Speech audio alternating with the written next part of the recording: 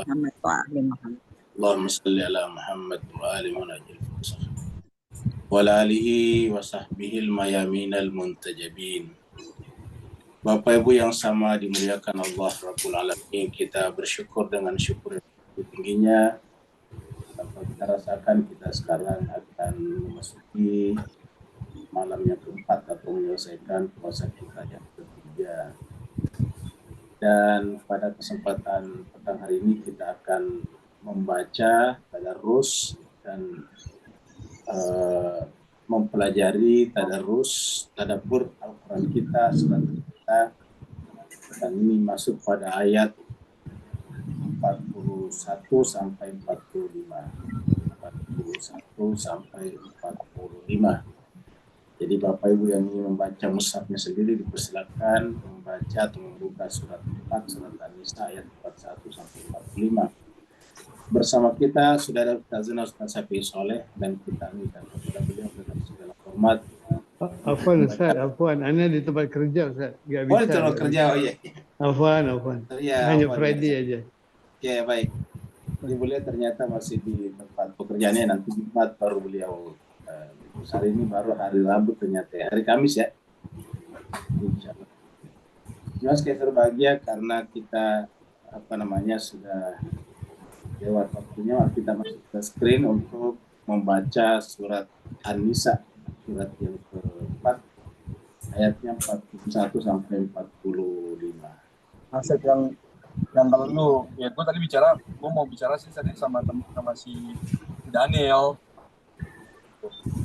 Ya, cuman gue lagi A'udzubillahi minasyaitonirrajim. nilai asetnya besar. Bismillahirrahmanirrahim.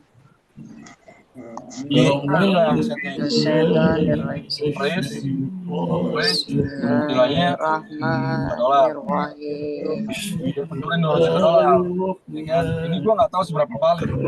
Kalau lo nyoba bisa, tapi persyaratannya itu. Fakaifa iza ji'na min kulli ummatin bi syahidin wa ji'na bika ala haula'i syahida. Fakaifa iza ji'na min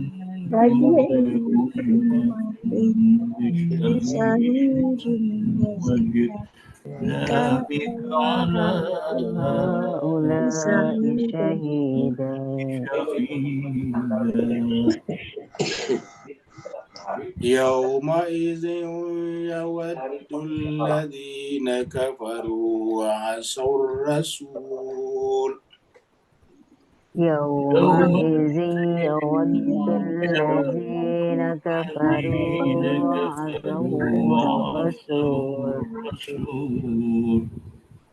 وعصوا الرسول لو تسوى بهم الأرض وعصوا الرسول لو تسوى بهم الأرض ولا يكتمون الله حديثا ولا يكتمون الله حديثا يا أيها الذين آمنوا لا تقربوا الصلاة وأنتم سكارى يا أيها الذين آمنوا لا تقربوا الصلاة وأنتم سكارى حتى تعلموا ما تقولون ولا جنبا إلا عابر سبيل تعلموا ما تقولون ولا جنبا إلا عابر السبيل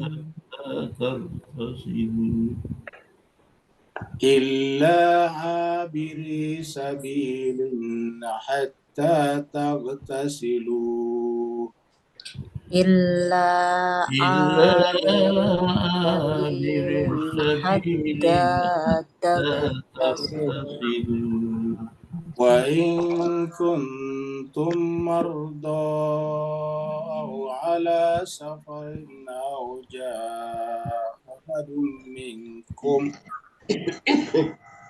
وإن وإن كنتم كنتم مرضى مرضى أو على أو سفر على سفر أو أو جاء جاء أحد منكم أو جاء أحد منكم من الغائط أو لامستم النساء أو أو جاء أحد أحد منكم منكم من من الغائط الغائط أو أو أو لامستم النساء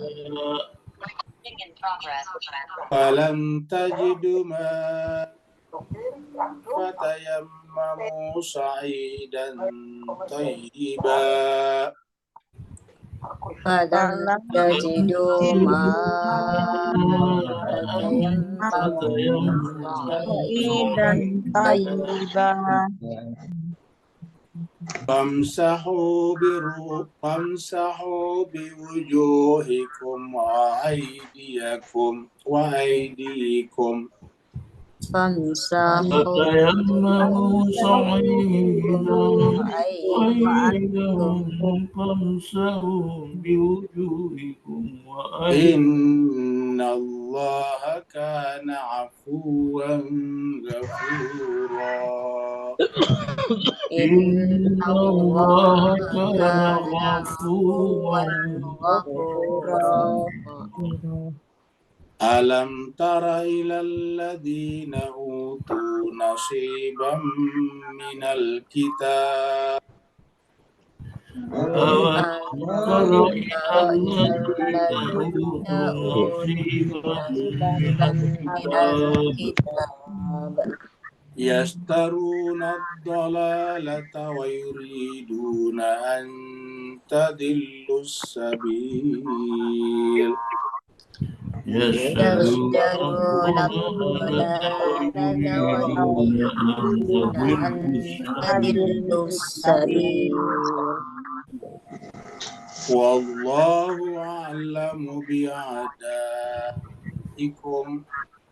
والله على والله أعلم والله بأعدائكم أعلم بأعدائكم وكفى بالله وليا وكفى بالله نصيرا وكفى بالله وليا وكفى بالله نصيرا صدق الله العلي العظيم صدق صدق الله الله اللهم صل وسلم وزد وبارك على رسول الله آله الأطهار على رسول الله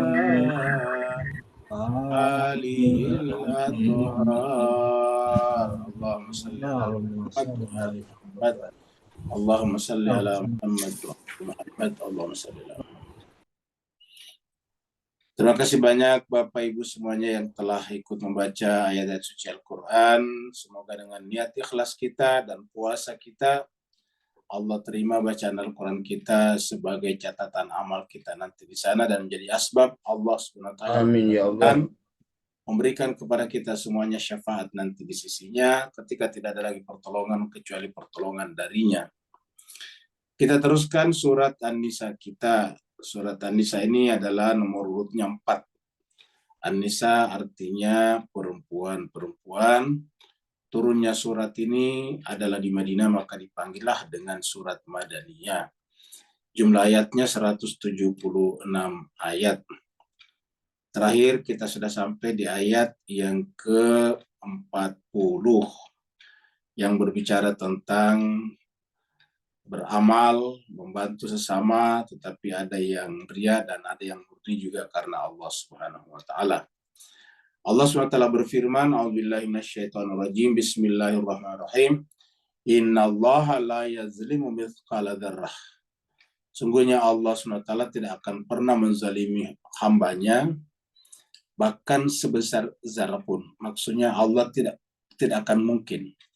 Jadi tidak akan mungkin kita menemukan perbuatan Allah yang disebut dengan zalim. Jadi setiap yang namanya perbuatan zalim itu pasti bukan dari Allah. Itu dari kita manusia. Dari makhluk juga tidak ada kezaliman. Dari makhluk selain manusia maksudnya seperti hewan-hewan, tumbuh-tumbuhan. Jadi istilah zalim itu hanya dialamatkan kepada kita manusia. Wa in taku hasanatan yudha'ifha. Dan kalau kita manusia ini, kalian manusia melakukan kebajikan, maka Allah akan melipat gandakannya. Tapi kalau keburukan, ya hanya diberikan senilai dengan keburukan tersebut.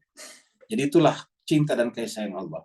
Kalau kita berbuat baik, dilipat gandakan. Tapi kalau kita berbuat buruk, hanya diberikan penilaian sebesar atau senilai dengan keburukan itu. Tidak dilipat gandakan. Wa yu'ti min ladunhu ajran azima. Dan Allah SWT pasti akan memberikan kepada kita nanti di akhirat dari sisinya imbalan, pahala yang besar. Jadi artinya yang diminta atau yang dinilai oleh Allah dari kita adalah amal perbuatannya. Pertanyaannya, kenapa amal perbuatan manusia bukan amal perbuatan hewan-hewan misalnya? Karena perbuatan manusia itulah yang berdasarkan pada akal sehat. Makanya kalau manusia juga tidak berakal sehat, ya tidak juga diberikan penilaian oleh Allah Subhanahu wa taala tentang baik dan buruknya. Sekarang kita masuk pada ayat baru, yaitu berkaitan dengan kesaksian. Ini adalah ayat pertama, ayat 41. Allah berfirman, "Fa kaifa idza ji'na min kulli ummatin bisyahidin." Jadi yang bisa kita tangkap dari ayat ini sebelum kita bahas dari sini, bahwa setiap umat ada saksinya. Min kulli ummatin. Jadi tiap-tiap umat ini min kulli ummatin pasti ada saksinya. Kita ingin mengatakan, wah itu saksinya adalah Nabi Muhammad. Bukan, karena sini katakan wajib nabika, dan kami mendatangkan engkau Muhammad. Kaknya di sini baru Nabi Muhammad kita nih. Kaknya, ya, ini adalah Nabi. Ya, ini adalah Nabi Muhammad. Jadi wajib nabika, dan kami datangkan engkau Muhammad ini ala haula, terhadap mereka semuanya itu. Ya. Jadi haula, siapa haula di sini? Ya, saksi-saksi pada setiap umat ini. Ya. Syahidah sebagai saksi. Jadi namanya saksi atas saksi. Jadi Nabi di sini adalah saksi atas saksi. Ya. Jadi Nabi menjadi saksi atas saksi. Nah, ketika berbicara tentang saksi kan harus mendapatkan otoriti dari Allah. Jadi artinya setelah Nabi kita ini, setiap selesai Nabi, satu umat lagi dan ada saksinya lagi. Selesai saksinya yang ditunjuk Nabi meninggal, muncul satu umat lagi, saksi lagi. Nah begitulah. Berdasarkan Al-Quran dan kitab-kitab hadis, bahwa saksi itu sampai akhir masa sebanyak 12. Baru kemudian semuanya Nabi menjadi saksi atas mereka semuanya. Jadi yang 12 itu adalah merupakan pelaksana tugas atau perpanjangan tangan daripada Nabi Muhammad kita. Makanya kan dikatakan wajib nabika ala haulai syahida. Dan kami nanti mendatangkan engkau Muhammad menjadi saksi pula terhadap mereka semuanya itu. Yang tadi menjadi saksi pada setiap umat. Nah, untuk memahami ini jemaah sekalian berbahagia, kita bisa lihat di dalam ayat berikut ini. Ya, ini adalah surat Al-Baqarah. Ini kita sudah lewati ayat 143. Ini mirip. Allah katakan wa kadzalika ja'alnakum ummatan wasata. Dan begitulah kami jadikan kalian sebagai umat pertengahan, umat wasata. Jadi Islam ini adalah umat pertengahan. Jadi di tempat lain disebut dengan khaira ummatin, umat yang terbaik. Umat wasata itu adalah umat moderat, umat yang berada di tengah-tengah, ya, umat yang berada di tengah-tengah. Jadi kalau ada yang ke kanan ditarik masuk, ada yang ke kiri ditarik masuk. Nah, itulah ummatan wasata. Ya. Wa kadzalika ja'alnakum ummatan wasata litakunu syuhada'a 'alan nas, supaya kalian syuhada, menjadi saksi atas manusia. Nah, jadi di sini kita menjadi saksi atas manusia, kemudian setiap umat ada saksinya lagi. Nah, jadi kita ini adalah harus melaksanakan tugas-tugas kenabian, dan kemudian setiap saksi tadi juga menjadi pelaksana tugas kenabian bahwa Nabi kemudian ini wa yakunar rasulu alaikum syahida, dan wa yakunar rasul, dan rasul menjadi kepada kalian syahida. Ya, kalau ini kita artikan kumnya kepada kita. Kalau kumnya ini diartikan kepada para imam, para pemimpin setelah Nabi yang suci, maka tentu adalah bahwa setiap pemimpin tersebut adalah saksi-saksi. Ya. Jadi satu umat ada saksinya. Kenapa jamak? Ya karena 12 tadi. Ya. Jadi wa kadzalika ja'alnakum ummatan wasata. Jadi umat wasata ini adalah terjadi jika ada saksinya, dan ini sama dengan sebuah hadis dalam kitab hadis Abu Daud yang mengatakan bahwa Islam ini akan tetap berjaya selama bersama dengan 12 khalifah, bersama dengan 12 amir. Jadi terkadang disebut dengan khalifah, terkadang disebut dengan amir. Jadi selama 12-nya, maka dia akan selamat. Islam akan tegak bersama mereka. Kalau yang keluar dari situ, pasti akan tidak selamat. Dalam pengertian Islam akan menjadi hancur, runtuh. Ya. Berkeping-keping, seperti sebagian kita lihat sekarang, ya negara-negara Arab beberapa di antara menjadi pengkhianat Palestina. Ya. Jadi wa kadzalika ja'alnakum ummatan wasata litakunu syuhada 'alan nasi wa yakuna, dan kemudian menjadilah ar-rasul, itu rasul maksudnya Nabi Muhammad kita di sini, alaikum, atas kalian semuanya, atas para saksi tadi juga menjadi saksi syahidah. Ya. Jadi saksi atas saksi, barulah umat bisa terjadi. Sama juga dengan kuntum khaira ummatin ukhrijat linnasi ta'muruna bil ma'ruf wa tanhauna 'anil munkar. Itu bisa terjadi kalau dia disebut umat. Umat itu ada pemimpinnya, ada imamnya, dan ada makmumnya, itu umat. Kita sudah terangkan kalau dalam skop masjid disebut dengan jamaah, berjamaah di masjid. Tapi yang namanya jamaah di masjid, salat berjamaah, hanya bisa dikatakan berjamaah walaupun cuma beberapa orang apabila ada dua komponen ini, dua unsur. Yang pertama adalah imamnya yang memimpin sholat, dan ada makmumnya mengikuti imam sholat. Dan makmum harus patuh kepada imam. Imamnya takbir, makmum ikut takbir. Imam membaca Fatihah, makmum ikut mendengarkan, menyimaknya. Imam nanti ruku, makmum ikut ruku. Imam nanti tidak bangkit dari ruku, makmum juga ikut bangkit dari ruku. Imam sujud, makmum ikut sujud. Begitulah seterusnya. Sampai nanti imam mengucapkan salam, makmum juga baru mengucapkan salam. Tidak boleh mendahulunya. Nah, itu namanya umat. Baru dikatakan ummatan wasata atau khaira ummah. Umat ini juga disebut dengan ummatan wahidatan. Umat yang seharusnya cuma satu. Karena kalau banyak ya bukan umat, hanya satu pemimpinnya, seperti masjid tadi, jemaah tadi. Di masjid itu tidak boleh dua imam, hanya satu saja di sana. Dalam satu Islam global ini hanya satu pemimpinnya harusnya, seperti itu. Barulah terjadi seperti tadi yang dikatakan di sini. Ya. Jadi Allah bertanya di sini, fa kaifa idza ji'na? Ya, apa masalahnya? Kenapa ada yang keberatan? Apabila ji'na, kami datangkan min kulli ummatin, pada setiap umat. Ya, apa masalahnya? Jadi seakan-akan Allah bertanya ini karena ada yang tidak setuju.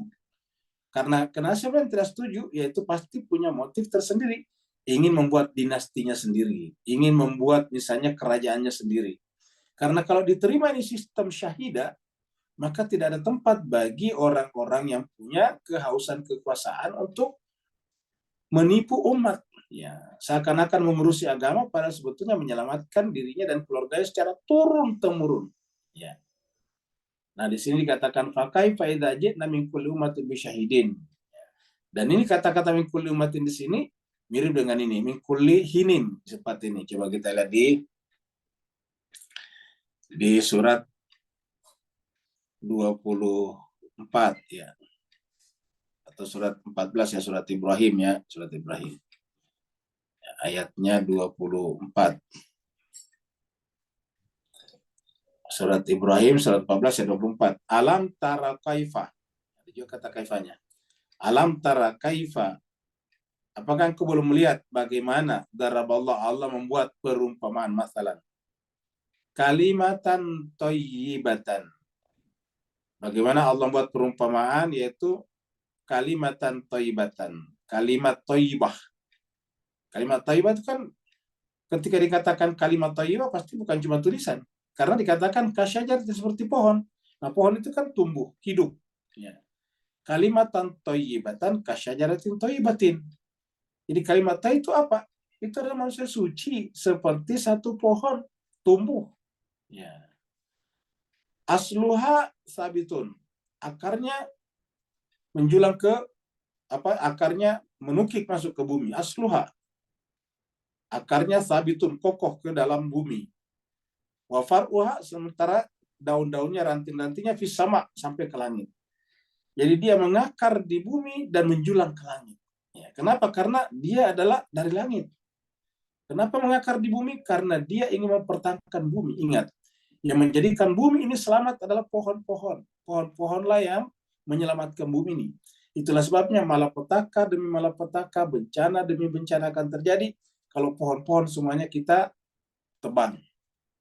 Ya, kita melakukan penggundulan hutan, maka akan terjadi malapetaka. Nah, kan begitu juga yang namanya kalimatan thayyibatan ini menyelamatkan bumi dengan akar-akarnya, dan pada saat yang sama mendapatkan informasi dari langit melalui farwa hafiz sama. Ya. Baru kemudian tu'ti ukulaha, buahnya itu selalu ada, selalu berhasil, kullahinin, setiap masa. Jadi setiap masa ada.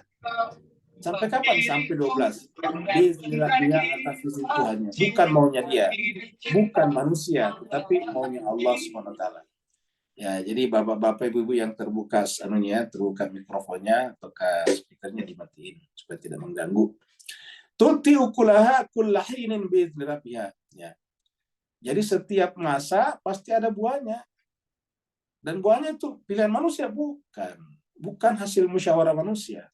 Bukan hasil demokrasi, tapi biizni rabbi, atas izin Tuhannya. Jadi Allah yang mengutusnya. Wa yadribullahu al-amsal, itulah perumpamaan bagi manusia. La'allahum yatazakkarun, supaya kita mengambil pelajaran, ingat. Jadi ternyata ada. Ya. Nah, jadi itulah tadi yang di dalam ayat ini. Sekarang kita masuk lagi pada ayat berikutnya. Nah, nanti apa yang terjadi di akhirat kalau kita tidak seperti itu? Terjadilah penyesalan. Ini adalah kalau di dunia saja terjadi penyesalan, bagaimana nanti di akhirat? Yauma idzin, pada hari itu, ketika di dunia tadi tidak terikat dengan satu syahid, tidak ada syahidnya, tidak ada saksinya, ya, tidak ada yang menyaksikan atas orang itu. Buruk saja, maka baginya satu kebaikan yang kemudian Allah lipat gandakan jadi 10 kebaikan. La aku. Ini yang suaranya, mohon maaf Pak Buya, yang supaya jadi yang suaranya besar tadi dimatiin. Yauma idzin yawaddul ladzina kafaru, ya. Yauma idzin yawaddul ladzina kafaru. Pada hari itu nanti di akhirat nantinya yawaddul ladzina kafaru. Jadi orang-orang yang kafaru itu ingin sekali nih. Siapa kafaru di sini maksudnya? Jemaah sekalian, yang tadi menolak tadi syahid, saksi. Ya. Jadi menolak saksi tadinya tuh pengen sekali nanti di akhirat. Jadi di akhirat nantinya ingin sekali. Pada akhirat itu, yaumaidzin itu pada akhirat Pak ya, nanti di sana ya. Pada hari itu, pada akhirat nantinya, yaumul ma'ad, yaumul akhirah, yaumul ba'ats. Yang namanya orang-orang yang tadinya menolak saksi tadinya, tidak berpegang teguh kepadanya, padahal itu adalah dipilih oleh Allah, biizni rabbihi, maka ingin sekali apa? Wa asau rasulah, dan mereka orang-orang kafaru dan nasud dua dulu nih. Ya, dan ini adalah orang yang kafaru wa asar rasulah. Jadi dua masalah. Yang pertama menolak, yang kedua menyimpang. Kita artikan asal ini menyimpang. Secara bahasa asal itu maksiat. Maksiat itu mendurhakai. Mendurhaikan Rasul artinya menyimpang dari ketentuan Rasul. Jadi pada hari itu orang-orang yang menolak tadi sistem syahid, sistem kepemimpinan, sistem ummah tadi yang ada imam dan makmumnya, dan mendurhakai Rasulullah, menolak perintah Rasulullah, menolak sistem struktur yang dibangun oleh Rasul. Pengen sekali apa ini Yawadunya lari ke sini. Jadi Yawadu di sini, larinya ke sini. Jadi pelakunya ada dua, yaitu alladzina kafaru dan asar Rasul. Jadi orang-orang yang kafaru dan asar Rasul ingin sekali, seandainya, nah begitu kalau kita terjemahkan versi bahasa kita, ingin sekali, berharap sekali, lau seandainya tusawwa bihimul ardu. Seandainya mereka itu tidak perlu dibangkitkan, tidak jadi manusia di sana, cukup jadi tanah saja ini. Jadi tusawwa bihimul ard. Ya, al-ard artinya bumi, tanah. Pengen diratakan saja dengan tanah. Ya. Tusawwa bihimul ardu. Karena pada saat itu dia menyaksikan bahwa manusia-manusia suci yang Allah telah amanahkan kepadanya, ternyata mereka tolak. Ya. Sehingga di sana mereka berharap sekali, seandainya dirinya itu tidak perlu lagi dibangkitkan. Apalagi dimintai pertanggungjawaban, apalagi diberikan hukuman atas penolakan dan kedurhakannya kepada perintah Rasul tersebut. Mereka ingin tusawwa bihimul ard. Dan ayat seperti ini bukan hanya sekali. Coba yang paling terkenal ini, ayat ini kita baca di dalam surat Amma Yatasa'alun, surat An-Naba. Coba kita lihat surat An-Naba. Bagian terakhirnya itu ada ya. Jadi ada pada bagian terakhirnya ya. Surat An-Naba. Ini ayat terakhir, ayat 40. Jadi An-Naba itu cuma 40 ayat ini. Ini sampai di 40. Inna anzarnakum. Sesungguhnya kami anzarnakum, memberikan peringatan. Makanya kan peringatannya harus kita ambil, kita pelajari. Makanya tadi di sini ujung-ujungnya tadi adalah tadi di surat ini tadi, ini surat Ibrahim tadi, ini yatazakkarun, karena harus peringatan kan. Nih, la'allahum yatazakkarun. Ya. Nah, di sini Allah mengatakan di surat An-Naba ini anzarnakum. Ya. Sungguhnya kami telah memberikan peringatan kepada kalian, memberikan pelajaran kepada kalian. Ya. Tentang apa? Tentang azaban qariba, tentang azab yang dekat. Jadi ada azab yang dekat. Kok dekat itu azab akhirat ya? Coba Bapak sekalian. Begitu Bapak Ibu meninggal dunia sekarang, ya udah langsung terputus hubungannya dengan semua di dunia ini. Dunia ini hanyalah merupakan mimpi jadinya. Makanya kan Nabi mengatakan bahwa dunia ini adalah mimpi. Tidur bagi orang manusia itu nanti terbangun pada saat dia mati. Ya. Begitu kita meninggal dunia semua hilang. Ya, gedung-gedung di sekitar kita hilang. Anak istri di sekitar kita hilang semuanya. Yang ada hanya kita sendiri di sana.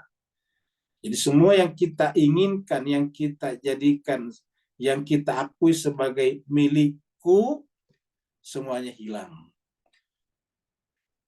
Maka pada saat itu disebut dengan azaban qariba.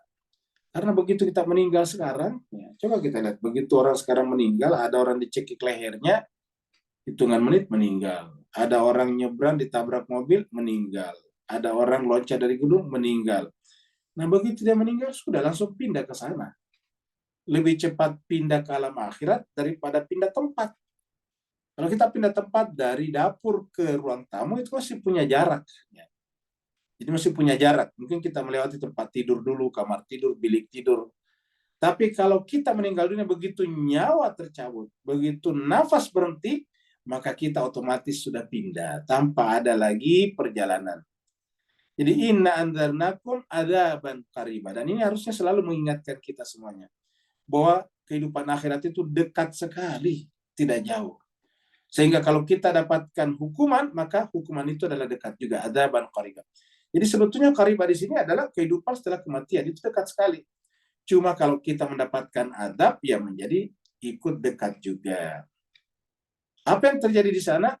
yauma, hari ketika yanzurul mar'u, manusia menyaksikan.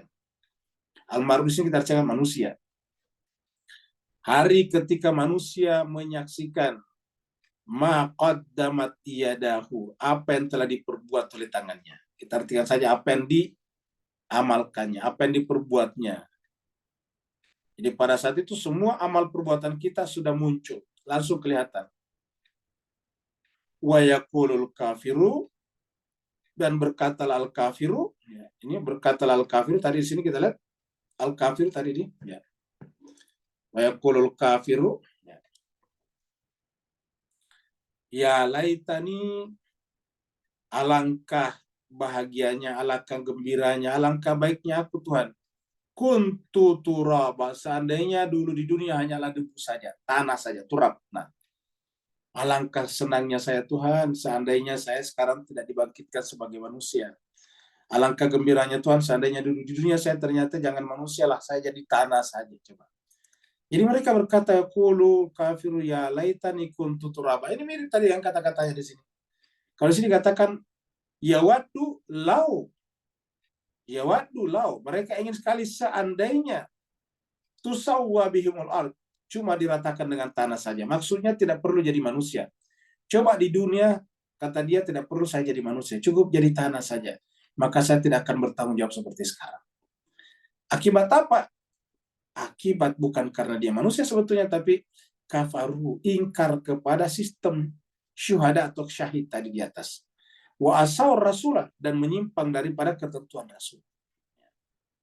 Menyimpang daripada apa yang telah Allah Rasulullah tetapkan. Sehingga mereka berpikir la tusawwa bihimul ard wala yaktumuna Allah haditha. Wala yaktumuna Allah, dan tidak di sana tidak ada lagi yang mereka bisa sembunyikan.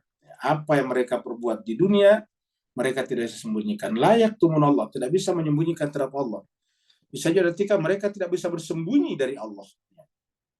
Apa yang mereka sembunyikan dari Allah? Haditha, perbuatan. Ini apa namanya haditha, Pak sekalian? Haditha itu artinya apa? Yaitu perbuatan baru yang tidak sejalan dengan Rasulnya, yang tidak sejalan dengan Allah. Ini Allah di sini, Rasul di sini, Rasul berarti Allah. Yang tidak sejalan itu namanya hadis sebetulnya dalam pengertian ini. Ya. Makanya kan ketika ada sebuah hadis, dan ini hadisnya ada di berbagai tempat, di berbagai buku kitab hadis. Ketika nanti Nabi menunggu umatnya di Telaga Haud, dan ada sekelompok orang datang ke sana, maka kemudian malaikat tiba-tiba datang menarik orang-orang itu, kelompok itu. Lalu Nabi berkata, wahai malaikat, kenapa kamu tarik? Mereka kan sahabat-sahabatku.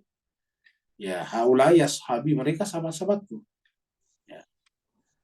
Kata malaikat, memang sahabatmu wahai Muhammad ya Rasulullah. Tapi tahdatsu, begitu bunyinya kurang lebih.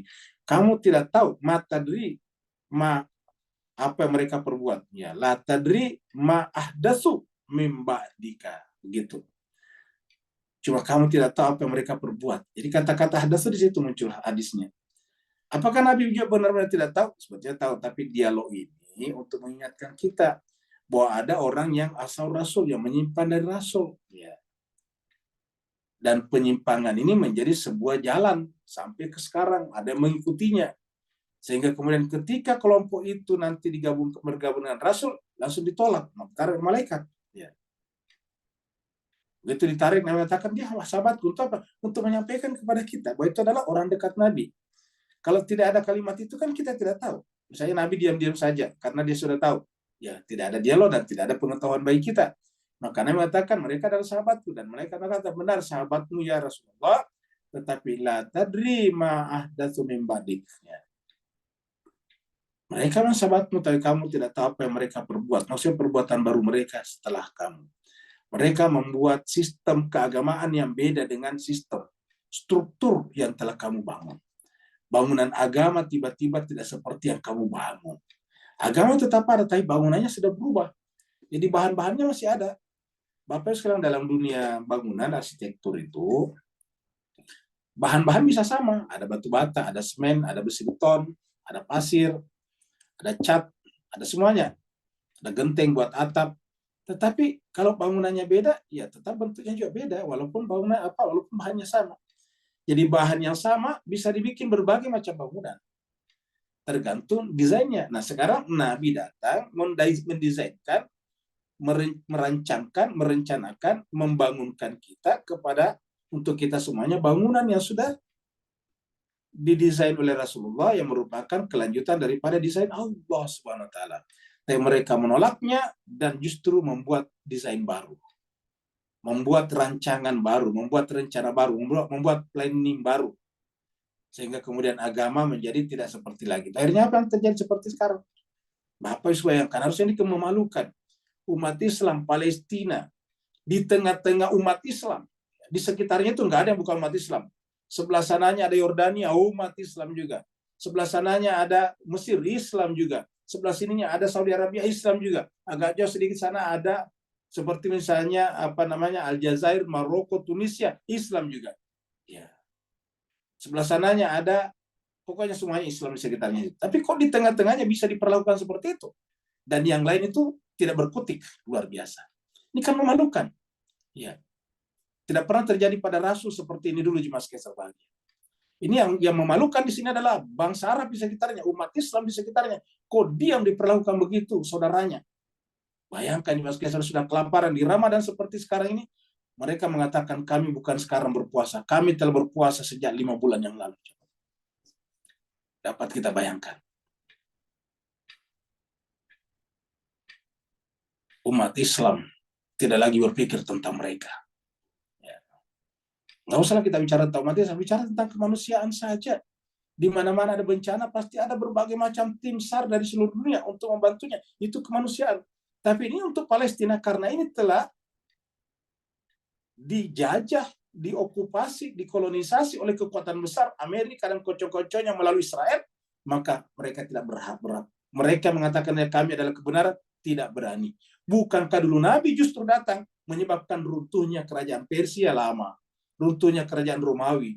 Sekarang justru mereka semuanya membebek, membeo, menyusup kepada negara besar itu. Islam sekarang bukan lagi Islam Muhammadi, tapi Islam Ameriki. Islam yang pro kepada Amerika. Ya. Apa yang tidak disenangi Amerika, itu yang tidak disenangi juga Islam seperti ini. Apa yang disenangi Amerika, itu yang disenangi yang seperti ini. Bukan lagi Islam Muhammadi. Yang dikatakan di sini asal Rasul, mereka telah menyimpang dari Islam Muhammadi. Ya. Sehingga nanti di akhirat, tusawwa bihimul ard. Jemaah sekalian berbahagia, ini berbahaya sekali sebetulnya kalau kita menyadari. Kita di dunia takut, nggak apa-apa jemaah sekalian kalau kita di dunia disiksa, di apa. Kenapa? Karena hanya sementara. Kita semua pasti akan mati. Ingat jemaah sekalian, emang yang namanya Benyamin Netanyahu tidak mati? Emang yang namanya Joe Biden tidak mati? Semuanya akan mati, Pak Bu sekalian. Ya, sama saja. 30.000 orang di Gaza dibunuh. Nanti pada akhirnya orang seperti Netanyahu dan tentaranya akan mati juga. Dan di sana kita akan menghadapi satu pengadilan saja, yaitu pengadilan Allah Subhanahu wa taala. Dan di sini diceritakan pada saat itu yawaddul ladzina kafaru asar rasula law tusawwa bihimul ard. Ini ada di dalam kitab suci Al-Qur'an kita. Dan pada saat itu tidak ada lagi yang bisa kita sembunyikan terhadap Allah.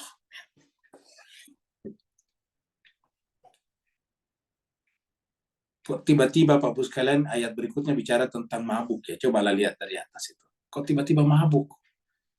Nah, kan artinya apa? Bahwa orang yang tidak lagi seperti di atas sebetulnya hakikatnya mabuk. Mabuk apa? Mabuk dunia. Ini kok tiba-tiba bicara tentang mabuk ini? Ya, background kita ini ada background orang yang teler. Ya. Apa kata Allah di sini? Ya ayyuhalladzina amanu wa orang beriman. La taqrabus salata wa antum sukara. Janganlah engkau mendekati salat. Ini adalah larangan. Taqrabus salat, mendekati salat. Ya ayyuhalladzina amanu la taqrabus salat. Janganlah engkau mendekati salat. Wa antum sukara. Sementara kamu dalam keadaan sukara, mabuk. Dalam keadaan mabuk. Nah, mabuk di sini kita artikan bertingkat-tingkat. Ya, artinya sama juga dengan orang pintar kan bertingkat-tingkat. Ada orang misalnya SD sudah pintar daripada tidak pernah sekolah, kayak begitu. SMP pasti sudah lebih pintar daripada SD, SMA lebih pintar daripada SMP, begitulah seterusnya ke atas. Nah, jadi bertingkat-tingkat. Nah, begitulah juga lah mabuk juga bertingkat-tingkat. Mabuk yang paling paling gampang kita lihat adalah mabuk karena minuman keras. Mabuk karena minum minuman yang memabukkan. Minum arak misalnya, minum khamar, itu menjadi mabuk. Mabuk berikutnya bisa diartikan seperti contohnya kita mengantuk sekali, itu kan mabuk juga. Mengantuk sekali, atau habis minum obat kita sakit, itu mabuk juga. Kemudian mabuk berikutnya, kalau kita naik laut, atau naik kapal laut, atau naik perjalanan yang jauh, seperti naik pesawat juga, itu ada juga mabuknya, mabuk laut. Ya. Jadi mabuk itu banyak macamnya. Ya, ada juga mabuk seperti contohnya kehilangan akal sehatnya ketika jatuh cinta kepada seseorang. Namanya mabuk cinta, kan begitu. Melakukan apa saja. Itu namanya mabuk cinta. Jadi ada mabuk banyak jenisnya. Kesimpulannya namanya mabuk itu kehilangan akal sehat. Jadi kita simpulkan mabuk itu kehilangan akal sehat. Ada juga mabuk jabatan. Demi mendapatkan jabatan dia melakukan apa saja. Seperti itu. Itu mabuk jabatan namanya. Ya. Mabuk kedudukan. Itu ada. Ada juga mabuk harta benda. Ya, demi mendapatkan harta benda itu dia melakukan apa saja. Termasuk pergi ke gua di sana katanya orang pintar, dia datang minta dan sebagainya. Itu mabuk semua dukun dia datangin, semua orang pintar dalam tanda petik dia datangin supaya apa? Supaya cepat kaya, supaya mendapatkan tadi pangkat dan jabatan. Itu mabuk juga. Pokoknya kesimpulannya orang mabuk itu adalah orang yang kehilangan akal sehatnya. Nah, kalau begitu ketika kita beragama dan kehilangan akal sehat, ya hakikatnya mabuk juga. Ya. Agama membuat kita mabuk ya. Ketika agama itu telah seperti di atas tadi, agama yang telah menyimpan daripada ajaran Rasul, ya kita bisa mabuk karenanya. Ya. Karena namanya khamr itu adalah penyimpangan dari minuman manis. Aslinya khamr itu Pak Bu adalah minumannya manis. Ya. Minumannya manis. Ya, namanya tuak manis. Tuak itu manis. Tapi karena mengalami proses regimentasi, mengalami proses semacam perubahan kimiawi, lalu kemudian menjadi memabukkan. Nah, kan berarti apa? Agama yang suci ini aslinya manis. Ya, seperti dalam ayat puasa, yuridullahu bikumul yusra wala yuridu bikumul usra. Agama ini Allah tidak maksudkan untuk mempersulit kita, tetapi untuk memudahkan kita. Ya. Nah, tetapi ketika kita mabuk, jemaah sekalian, maka kemudian agama bisa menjadi alat untuk mengebom gerejanya orang, pasar. Ya. Agama bisa digunakan sebagai alat pengganggu tengah malam. Agama bahkan bisa digunakan sebagai alat untuk bentrokan, meruntuhkan pemerintahan yang sudah bagus, negara yang sudah sejahtera, yang sudah bagus, itu diruntuhkan. Nabi tidak pernah meruntuhkan negara manapun. Pernah kita, Nabi, mengutus orang ke sana lalu membuat pemerintahan baru di dalamnya? Nggak ada. Ya. Tetapi ada yang seperti itu. Mabuk agama sehingga berdiri satu negara, ini negara itu jadi kacau karenanya. Ya. Setelah kacau datang Amerika mengambil harta kekayaan negara itu. Ya. Irak dikacau, datang Amerika mengambil minyaknya di sana, masuklah Haliburton dan sebagainya. Ya. Kacau Suriah, diambil negara wilayah paling kaya minyak di Suriah, Hakasa namanya. Ya, Amerika lagi di sana, marinir Amerika ada di sana. Dijatuhkan Gaddafi, dikacau Libya, lagi-lagi marinir Amerika sekarang ada di sana. Sekarang Gaza, seakan-akan Amerika membantu Gaza, dia mendaratkan pasukannya di sana ribuan orang, padahal apa? Untuk menjaga nanti pengoboran minyak di lepas pantainya Gaza. Coba. Ini kan sudah terang-terangan, tapi kita masih tetap tertipu dan tertipu. Apa soalnya? Kita sedang mabuk. Nah, ketika kita sedang mabuk, Allah mengatakan apa? La taqrabus shalah, jangan dekati salat. Karena salat itu adalah untuk orang yang berakal sehat. Ya. Salat itu adalah orang yang beragama Muhammadi sebetulnya. Karena di dalam salat itu, kenapa disebut salat? Karena ada selawat di dalamnya. Disebut salat karena ada selawat di dalamnya. Makanya selawat itu sama persis bentuk jamaknya salat. Bentuk jamaknya salat itu adalah salawat. Ya, seperti yang kita lihat pada surat Al-Baqarah tempoh hari. Bukan tempoh hari ya, kemarin malam kalau tidak salah ya. Jadi kemarin malam kalau tidak salah kita lihat ini surat Al-Baqarah. Itu ayat 238 ya. Kita lihat di sini. Yang berbicara tentang pernikahan ya. Kemarin kan kita bicara pernikahan lama. Nih, hafizu ala salawat. Lihat tulisannya salawat. Hafizu ala salawat ya. Jagalah salat-salat 5 waktu kalian. Kenapa kira-kira disebut salawat di sini? Karena ya memang kalau kita salat itu salat 5 waktu berarti salawatnya juga banyak. Karena satu salat itu kan minimal 1 kali salawat. Kalau 2 rakaat seperti subuh pasti ada 1 salawatnya. Kalau kita duduk membaca syahadat asyhadu alla ilaha illallah wahdahu la syarikalah wa asyhadu anna Muhammadan abduhu wa rasuluh, baru baca apa? Allahumma salli ala Muhammad wa ala ali Muhammad atau ali Muhammad. Kan ada selawat di sana. Allahumma salli ala Muhammad wa ali Muhammad. Ya. Nah, Allah mengatakan kalau kamu mabuk jangan dekati sholat karena bertentangan dengan selawat di sana di sini. Ya. Bertentangan dengan selawat. Jadi ya ayyuhalladzina amanu la taqrabus shalah wa antum sukara. Nah, salat yang seperti inilah disebut ya salat yang dilakukan dalam keadaan sukara seperti inilah yang disebut dengan fawailun lil musalli. Dia salat tapi kecelakaan baginya. Kenapa? Salatnya hanya zahirnya saja, yuraun, hanya yang kelihatan saja, gerakannya saja. Tetapi tidak pernah melakukan proses pemahaman tentang makna-makna ucapan-ucapan, kata-kata dalam salat. Wah, di dalam salat itu ada selawat. Dan selawat itu kepada Nabi dan keluarganya. Tapi pada faktanya mereka sangat membenci ajaran Nabi dan keluarga Nabi. Ya. Padahal di sana ada Allahumma salli ala Muhammad wa ala ali Muhammad. Allahumma salli ala Muhammad wa ala ali Sayyidina. Allahumma salli ala Sayyidina Muhammad wa ala ali Sayyidina Muhammad. Cuma 3 saja kemungkinannya. Allahumma salli ala Muhammad wa ali Muhammad. Atau Allahumma salli ala Muhammad wa ala ali Muhammad. Atau Allahumma salli ala Sayyidina Muhammad wa ala ali Sayyidina Muhammad. Cuma 3. Dan di sana selalu cuma 2 komponen. Muhammad dan keluarga Muhammad. Ya. Dan tadi dikatakan wasau rasul. Mereka justru menyimpang daripada ajaran Nabi. La taqrabus shalah wa antum sukara. Hatta sampai ta'lamu. Kamu mengetahui Nabi ini. Sampai kamu mengetahui mata kulun apa yang kamu katakan. Jadi sampai yang namanya sukara tidak menggunakan akal sehatnya sampai tidak mengetahui. Ta'lamun itu kan satu asal kata dengan ilmu, ya, ilmu ini. Ya. Ini ilmu satu asal kata dengan ta'lamun. Ini kata kerjanya, ini adalah kata bendanya. Nah, kapan orang berilmu? Ketika menggunakan akal sehat. Karena ilmu itu hasil cernaan akal. Hasil cernaan akal namanya ilmu. Hasil analisis akal namanya ilmu. Makanya tidak ada hewan-hewan yang berilmu. Kenapa? Tidak punya akal. Maka kalau pengetahuannya salah bukan ilmu namanya. Jadi ada 2 pengetahuan. Pengetahuan yang salah dan pengetahuan yang benar. Pengetahuan yang salah namanya zon. Pengetahuan yang benar namanya ilmu. Jadi hatta ta'lamu ma taqulun, sampai kamu mengetahui apa yang kamu katakan.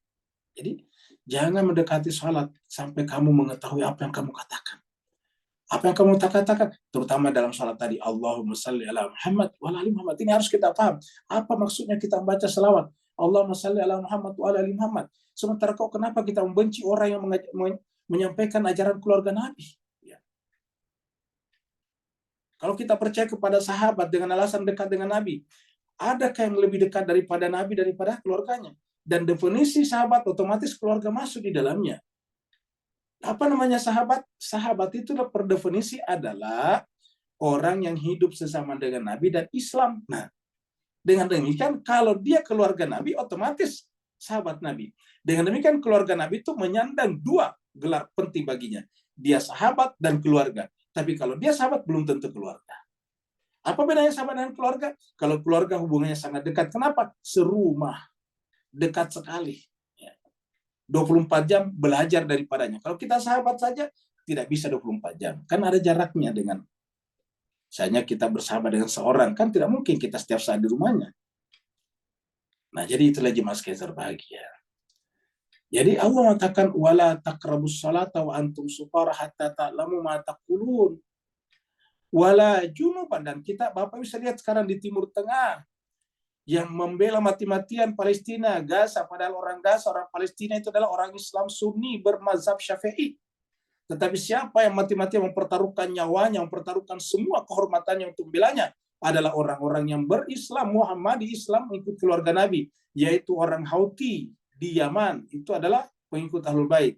Wah, Hizbullah di Lebanon itu adalah pengikut Ahlul Bait. Begitu juga dengan gerakan-gerakan dari Irak yang kemarin memporak-porandakan Bandara Ben Gurion, itu adalah dari Irak. Itu juga adalah Ahlul Bait Nabi, keluarga Nabi. Coba. Sekarang yang lain pada kemana? Bahkan jemaah sekalian berbahagia, mereka justru dengan ente mengatakan bahwa Hamas tidak perlu dibantu karena dia ternyata Syiah. Bayangkan jemaah sekalian. Sedemikian kejamnya hati orang seperti ini. Ya. Dia lupa kalau hewan-hewan saya terancam harus diselamatkan versi Islam. Ya. Nah, jadi Al-Quran mengatakan, la taqrabus salata wa antum sukara hatta ta'lamu ma taqulun. Wala junuban illa abiri sabili hatta tagtasilu. Dan jangan juga ini wala junuban, dan jangan juga dalam keadaan junub. Ya, maksudnya jangan salat ketika dalam keadaan junub. Ya, jadi jangan mendekati salat dalam keadaan sukara dan dalam keadaan junub. Jadi, pertama tadi sukara ya, kita kasih warna merah. Ini juga junuban warna merah juga biar kelihatan. Wala taqrabus salata wa antum sukara dan junuba, begitulah kira-kira, wa antum junuba. Nah, apa persamaannya? Sukara itu adalah jelas pikiran terganggu, junuba artinya bahwa kita tidak suci. Ya. Ini adalah pikiran kacau, ini kita tidak suci. Junub itu kan menyebabkan kita tidak suci. Butuh bersuci dulu, tohara. Di mana-mana mazhab Islam sama, ya. Sunni, Syafi'i, Maliki, Hambali, Hanafi, Wahabi, Sunni, Syiah, Ibadi sama semuanya. Tidak boleh salat dalam keadaan junub. Kenapa? Karena junub itu artinya dalam keadaan kotor. Jadi artinya apa? Salat itu adalah untuk orang suci, orang bersih. Tidak boleh dalam keadaan junub. Jadi harus niat kita suci. Kenapa? Karena salat itu adalah Nabi Muhammad dan keluarganya di sana, dan mereka adalah orang suci. Nah, untuk mengucapkan saja mereka, kita harus suci. Ya. Kan mengucapkan nanti mereka di dalam salat. Ada kalimat Allah di sana, Allahu Akbar. Ada kalimat Muhammad di sana. Ada kalimat Ahlul Bait di sana. Allahumma shalli ala Muhammad wa ala ali Muhammad tadi. Maka untuk mengucapkan itu pun harus suci. Makanya tidak boleh salat dalam keadaan junuban. Begitu sucinya mereka. Illa abir sabil, kecuali hanya sekedar lewat. Maksudnya kecuali dalam keadaan, artinya sedapat mungkin kita bersuci, tapi kan tidak mungkin kita bersuci langsung di tempat itu terguyur air. Tidak bisa, harus lewat jalan menuju ke tempat mandi misalnya, tempat bersuci. Nah, maka dikatakan illa abir sabili. Ya, kecuali hanya sekedar lewat saja. Hatta tagtasilu, sampai kamu mandi bersuci. Jadi kita artikan di sini sampai kamu bersuci. Tagtasilu. Tidak boleh mendekati salat dalam keadaan ini. Wa in kuntum marda, dan jika kalian sakit, dalam keadaan sakit ini, wa in kuntum marda. Jadi yang tidak boleh salat cuma dua ini dengan ini. Ini kembali kepada junub, mandi. Ya. Wa in kuntum marda, kalau kalian sakit, au ala safarin, ataupun safar, au ja'ahadum minkum minal ghaid, atau salah seorang di antara kalian datang dari kamar mandi. Ini bahasa halus ya, kamar mandi misalnya dalam keadaan membuat hadas besar kecil. Aula mastumun nisa, ataupun kalian mencampuri istri. Falam tajidu ma'a, lalu tidak menemukan air. Ya, kan berarti ini harus air ceritanya nih. Ya, ini harus air. Falam tajidu ma'a, dan tidak menemukan air. Fatayammamu. Begitu wajibnya bersuci, kalau tidak ada air, tayamum. Jadi harusnya kan sudah cukup alasan tidak ada air, Tuhan. Ya, cukup, tidak perlu lagi kan, harusnya kan bebas kan, tidak ada air. Tapi teman-teman tidak, harus ada tayamum. Karena harus ada simbol. Harus ada semacam etikat bahwa kita harus suci. Fatayammamu, maka bertayamumlah sa'idan thayyibah, dengan debu yang suci, famsahu biwujuhikum, maka sapulah wajah-wajah kalian, wa aidiakum. Jadi kalau bertayamum disapu, bukan dicuci. Ya. Sama kalau kita wudhu, yang dicuci itu wajah saja, ya, gitu. Tangan saja. Kalau sudah kepala dengan kaki menggunakan famsahu, ya. Biruusikum wa aidikum. Yang menggunakan kata tasilu itu adalah wajah kita. Fagsilu wujuhakum wa aidikum. Nah, itu cocok. Famsahu biwujuhikum wa aidikum. Wajah dan tangan. Cuma dua saja kalau kita tayamum, wajah dan tangan. Innallaha kana afuwan ghafura. Sungguhnya Allah SWT Maha Pengampun lagi Maha Pemaaf lagi Maha Pengampun. Ini mirip dengan surat Al-Maidah ayat 6. Kita bisa lihat di sini. Ya. Al-Maidah ayat 6 di sini. Ya. Ayat 6. Saya kira kita semua sudah biasa terkenal ayat ini. Ya ayyuhalladzina amanu idza qumtum ilas sholati faghsilu wujuhakum. Ini tadi yang saya katakan. Di sini menggunakan kata faghsilu, ya. Faghsilu wujuhakum wa aydiyakum ilal marafiqi. Sebaliknya untuk kepala dan kaki, wa amsahu bi ru'usikum wa arjulakum ilal ka'bain. Wa in kuntum junuban, ini junub, fatahharu, harus tohara, harus mensuci. Wa in kuntum marda aw ala safarin, kalau sakit atau dalam keadaan safar, aw jaa ahadum minkum minal qa'id, atau dari kamar mandi, aw lamastumun nisa, dari toilet, ya, dari tandas, aw lamastumun nisa, atau mencampuri istri kalian, falam tajiduma, lalu tidak menemukan air, fatayammamu sa'idan thayyibah, harus bertayamum dengan debu yang suci, dengan cara apa? Famsahu, sama tadi, biwujuhikum wa aidikum. Famsahu biwujuhikum wa aidikum, minhu, daripada debu tersebut. Ya. Jadi mirip, ya. Sekarang kita balik lagi ke sini. Ini adalah umat terdahulu. Kalau kita lihat dari belakang, kayak orang Islam. Padahal ini orang Yahudi, Bapak sekalian, ya. Jadi kalau kita pakai peci, sebetulnya menyerupai mereka juga. Jadi kami sering menggunakan hadis itu, man tasyabaha minkum faminhu. Nah, siapa yang pakai peci begini, kalau kita pakai hadis itu berarti Yahudi. Kenapa? Karena menyerupai. Gitu. Nah, ini adalah ahli kitab. Nah, kita bicara ahli kitab. Allah mengatakan, alam tara ilal ladina utu nasibam minal kitab. Apakah engkau belum melihat, memperhatikan, ila kepada alladzina, orang-orang yang utu nasiban, diberikan bagian dari kitab suci. Kata diberikan bagian dari kitab suci bisa mempunyai makna satu, diberikan kitab suci juga. Ya. Tapi di sini kok ada nasiban? Kan bisa ditempatkan utul kitab, ya, diberikan kitab suci.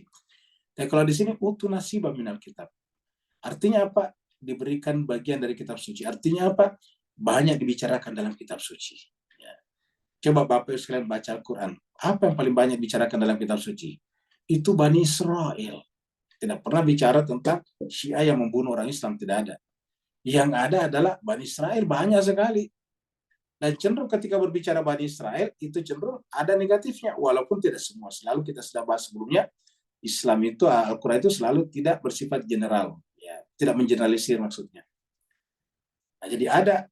Karena ya namanya nabi-nabi juga dari Bani Israel, seperti Nabi Musa, Nabi Harun, dan Nabi Zakaria, Nabi Yahya itu ke Bani Israel, Nabi Isa. Ya. Jadi kata-kata nasibah minal kitab di sini kita artikan, dia disebutkan banyak dalam kitab suci. Ya. Jadi mereka itu mendapatkan bagian dari kitab suci, artinya dapat porsi pembahasan. Mereka itu mendapatkan porsi pembahasan dari kitab suci. Kita baca surat Al-Baqarah, ada cerita Bani Israel panjang lagi. Dari ayat 40 sampai 123. Setelah itu nanti sampai ayat-ayat berikutnya, kira-kira berapa? 124, masuk lagi Bani Israel setelah Nabi Ibrahim. Ya. Masuk surat Ali Imran apalagi, keluarga Imran, Bani Israel lagi. Nah, jadi begitu. Nah, jadi mereka mendapatkan porsi pembicaraan dalam Al-Quran banyak sekali.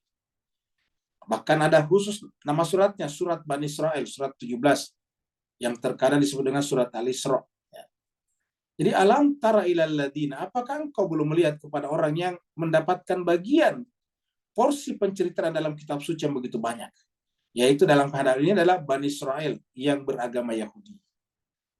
Tapi apa yang terjadi walaupun mereka dibicarakan dalam kitab suci, mereka diutus kepadanya banyak nabi-nabi, tetapi yastaruna dhalalata. Mereka justru membeli kesesatan. Yastaruna ad-dhalalah. Mereka membeli kesesatan. Kalau kita kan membeli yang bermanfaat, membeli emas misalnya karena emas bagus, ini kesesatan.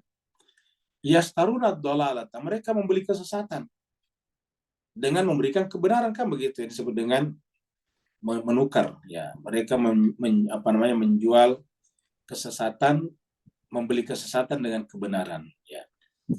Yastaruna dhalalata, mereka membeli kesesatan. Berarti kalau membelikan ada matohnya. Apa matohnya? Kebenaran. Kebenarannya dilepaskan dengan mengambil kesesatan. Wa yuridu an tadillu sabil. Dan mereka ingin, kata-kata yuridu ini bentuk mudhari, menunjukkan bahwa selalu mempunyai keinginan, kehendak untuk apa? Antadillu sabil, untuk menyesatkan jalan. Jalan ini didistorsi. Pendistorsian jalan inilah yang disebut kemarin dalam pengadilan di Den Haag itu, dalam pengadilan justice itu, international justice itu adalah dengan istilah cherry picking, ya, ataukah apa itu gaslighting. Nah, itu istilah-istilah itu. Kenapa selalu mendistorsi? Ya. Contohnya kita mendengarkan sekarang di Israel, kan setiap kita membaca berita yang terjadi adalah pembunuhan terhadap keluarga Gaza. Tapi kalau kita dengarkan pembicaraan dari media-media massa pro-Israel, itu selalu yang salah adalah orang Palestina. Ya. Palestina. Makanya bagus juga pernyataannya kemarin Perdana Menteri Malaysia Anwar Ibrahim, yang selalu mengatakan ini penyebabnya Hamas serangan 7 Oktober. Dia katakan ini tidak bermula dari 7 Oktober. Anda jangan selalu melihat kasus ini dari 7 Oktober.